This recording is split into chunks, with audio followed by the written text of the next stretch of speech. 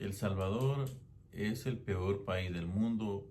El Salvador actualmente es el país más aborrecido y de mala fama en muchos periódicos internacionales, nacionales. ¿Y esto por qué? Bueno, mucha gente mira culpable a El Salvador de las personas que llevan y los encarcelan en el país. Pero vamos a hablar de esto detenidamente y vamos a aclarar todos esos puntos, porque si usted mira CNN, BBC, cadenas como Univision, y mucha gente se ha encargado de hablar mal de El Salvador precisamente porque están encarcelando a la gente, más que todo venezolanos, en el país. Pero es fácil hablar sin tener un contexto o al menos pensar un poquito acerca del caso. Yo no he votado en El Salvador. Hace un tiempo yo me hice ciudadano de Estados Unidos y desde ese momento yo no voto y tampoco doy opiniones políticas. Este es una opinión de país. Porque a pesar de yo tener una ciudadanía de otro país, todavía pienso en El Salvador y desde hace tiempo yo hago estos programas con la única intención de que El Salvador pueda salir adelante, aunque quizá yo no me vaya a beneficiar de eso porque digamos que ni mis hijos viven en el país ya. Pero es interesante también hacer un resumen y darle a entender a la gente o explicarle desde otro punto de vista la situación que está pasando. Mucha gente dice que El Salvador es malo por recibir a presos o deportados de otros países. Pero bien, miren, mi pregunta es esta.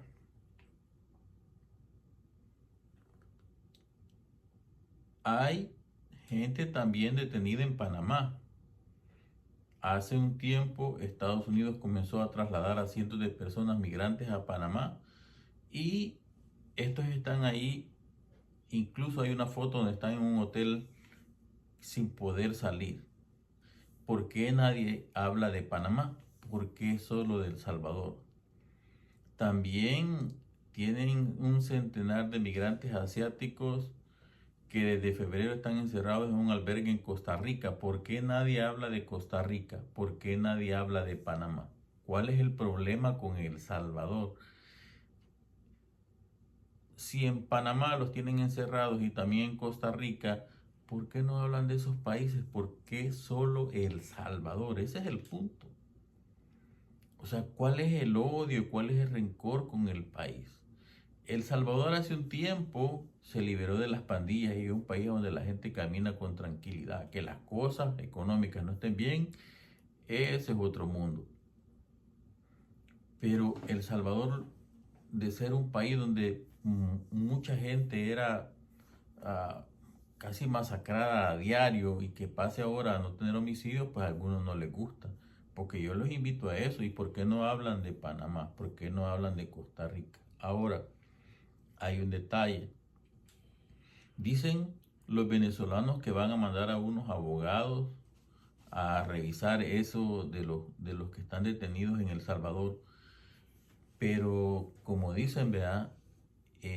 Al perro más flaco se le pegan las pulgas, algo así. Pero ¿por qué no van a Estados Unidos? ¿Por qué a El Salvador? Si los detenidos al fin y al cabo son enviados por el gobierno de Estados Unidos, no los ha detenido El Salvador. Pero se les hace más fácil, El Salvador es un país pequeño, con él podemos luchar, pero ¿por qué no lo hacen con Estados Unidos?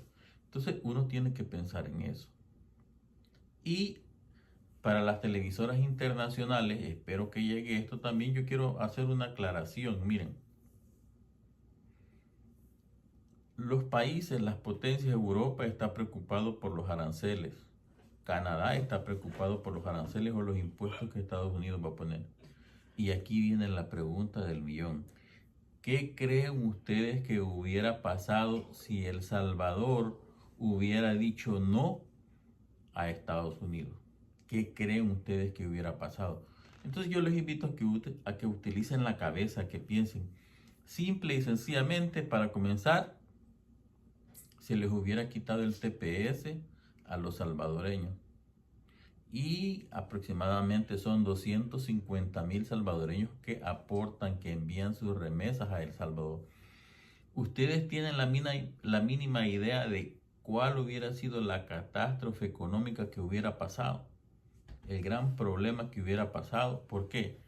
Porque actualmente los países que no han querido colaborar o que se han resistido están sufriendo sus consecuencias. Se les está quitando el TPS y bueno, ya se fijaron ustedes, se les ha quitado el TPS a cubanos, haitianos, venezolanos y creo que a nicaragüenses. Entonces, haitianos, nicaragüenses, venezolanos, cubanos, el Departamento Nacional de el Departamento de Seguridad Nacional anunció eso. Dijo que revocará las protecciones legales para cientos de miles de cubanos, haitianos, nicaragüenses y venezolanos. Entonces, ¿qué hubiera pasado?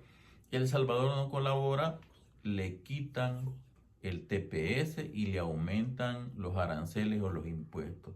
¿Y qué hubiera pasado? El Salvador entraría en una crisis que no tendría precedentes, sería algo terrible. ¿Por qué? Porque el mayor comprador de El Salvador es Estados Unidos. Y las exportaciones, las mayores exportaciones e importaciones son a Estados Unidos. Entonces ustedes tienen que usar la cabeza. ¿Por qué? Imagínense que usted vive en un pueblito donde solo hay una tienda. ¿Y qué pasa si la señora se enoja con usted y ya no le vende pan? ¿Cómo va a hacer para conseguirlo? Y de remate, si usted produce maíz y se lo vende a la señora de la tienda y la señora le dice que ya no le va a comprar el maíz ni le va a vender el pan, obviamente que ese es un gran problema. Entonces, ¿qué ha hecho El Salvador? El Salvador ha tenido que ceder como muchos países.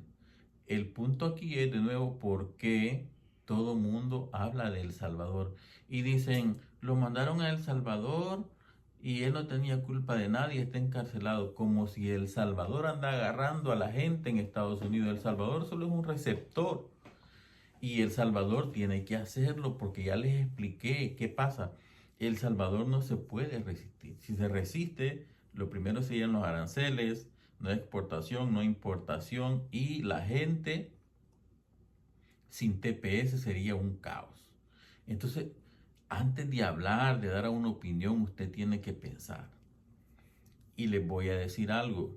Hay gente, he visto unas gentes por ahí, unos salvadoreños que viven en Estados Unidos, que les gusta hablar mal del Salvador y solo apenas tienen un asilo, que lo están luchando, están en proceso. ¿Y saben qué?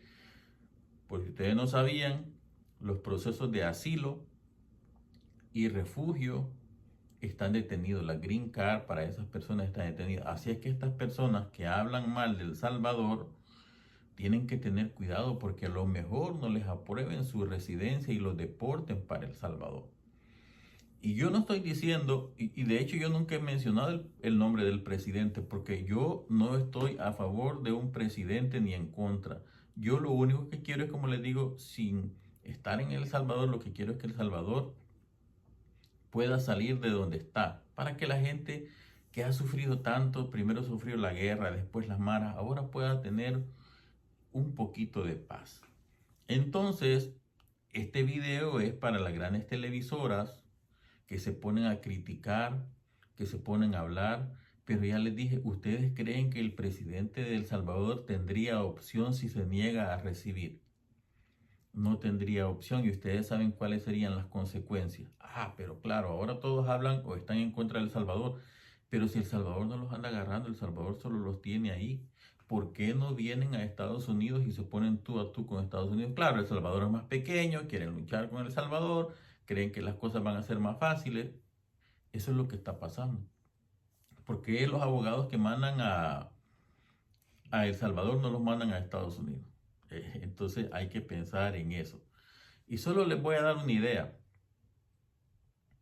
La vez pasada, Colombia se resistió o no quiso aceptar los vuelos con migrantes que llegaban de su país.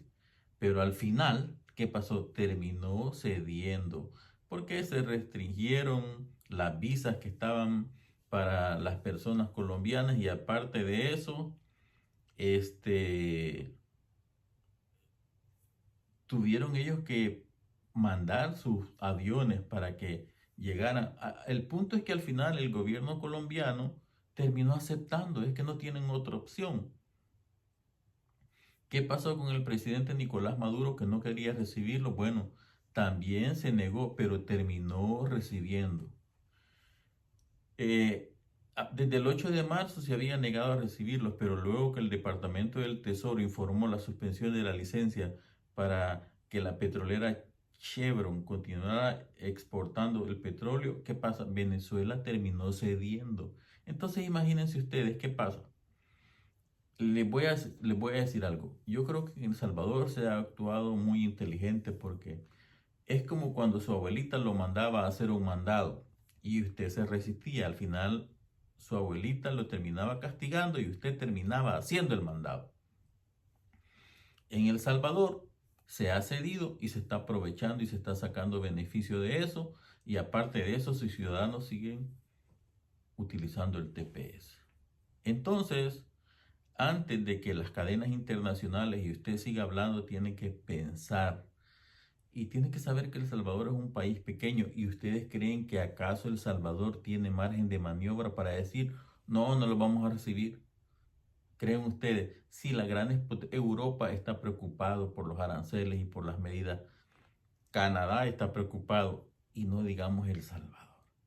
Entonces, con esto quiero terminar y quiero también hacerle una reflexión a toda la gente del mundo que primero piensen eh, también a las cadenas internacionales que hoy se llenan la boca con los titulares en contra de El Salvador, porque El Salvador recibe gente.